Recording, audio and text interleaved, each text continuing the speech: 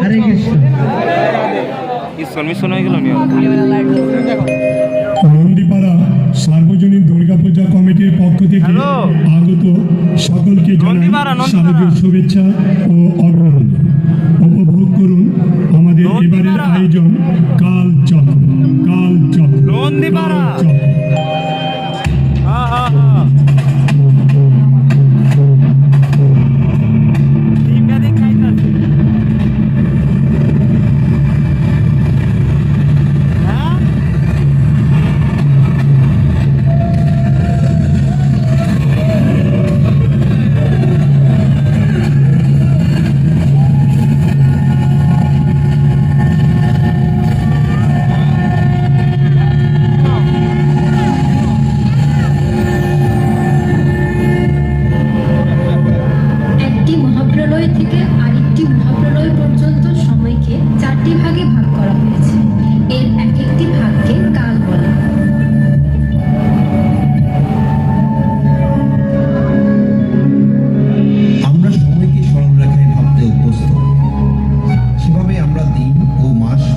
সাজিয়ে ক্যালেন্ডার তৈরি করি, কিন্তু জীবন ও জগতের সমস্ত কিছুই বৃত্তাকার।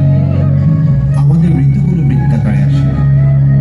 আমরা যথাক্রমে শৈশব, বালক, কিশোর, তরুণ, যুবক, মধ্যবয়সী, বৃদ্ধাবস্থায় আবার বালকের মতো হয়ে যায়।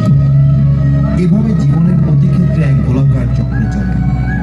আমাদের কালের হিসাবও বৃত্তাকারে। সত্য, ত্রেতা, দাপর ও কলি হয়ে আবার বৃত্তাকার চতুর্যুগে ফিরে আসে। চারটি যুগ শেষ হলে তাকে বলা হয় এক মহাযুগ। চতুর্যুগ ৭১ বার সম্পূর্ণ হলে তাকে বলে মন্বন্তর। এই হিসেবে আমরা এখন ৭ নং মন্বন্তরে আছি। কালচক্রের প্রথম যুগ সত্যযুগ।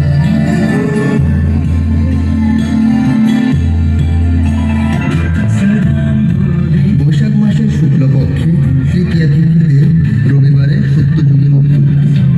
এর পরিমাণ ১৭,২৮,০০০ বছর।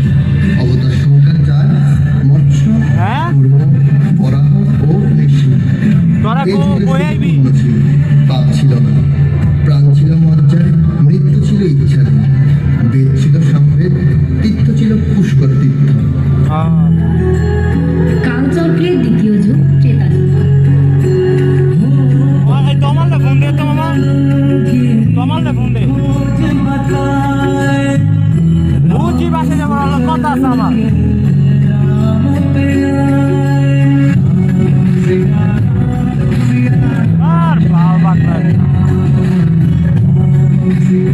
কার্তিক মাসের শুক্লপক্ষের নবমী তিথিতে সোমবারে ত্রেতা যুগের উৎপত্তি।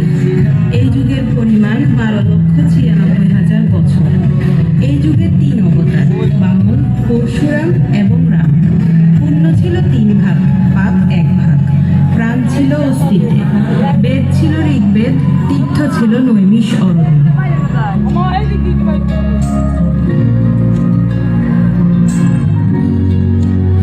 কালচক্রের তৃতীয় যুগ দাপর যুগ।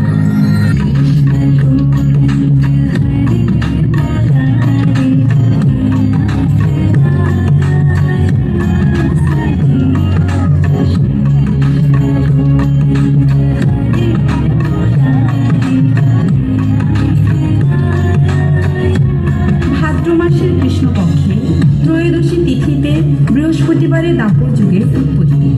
এর পরিমাণ ৮,৬৪,০০০ বছর।